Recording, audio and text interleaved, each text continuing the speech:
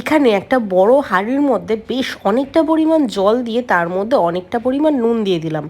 ওর মধ্যে দিলাম শাহজিরা, দারচিনি, এলাচ, লবঙ্গ, তেজপাতা, একটু লেবুর রস আর সাদা তেল দিয়ে ভালো করে জলটাকে ফুটিয়ে নিয়ে বিরিয়ানির চালটা দিয়ে ভাতটা করে নিতে হবে। এরপরে তেলের মধ্যে মানে যে তেলে আমি বেরেস্তা ভেজেছিলাম আর আলু ভেজেছিলাম ওই তেলেই আমি ম্যারিনেট করা চিকেনটা দিয়ে দিলাম। আর আমি বিরিয়ানি মশলা হিসাবে দোকান থেকে যে বড় গোটা গরম মশলা কিনতে পাওয়া যায় ওগুলোই তার সাথে তেজপাতা মিশিয়ে শুকনো খোলায় ভেজে গ্রাইন্ড করে নিই। এখানে চিকেনটা কষে গেছে, এর মধ্যে দেখো বিরিয়ানি মশলাটা দিয়ে দিলাম, তার সাথে একটু গরম মশলা গুঁড়োও দিলাম।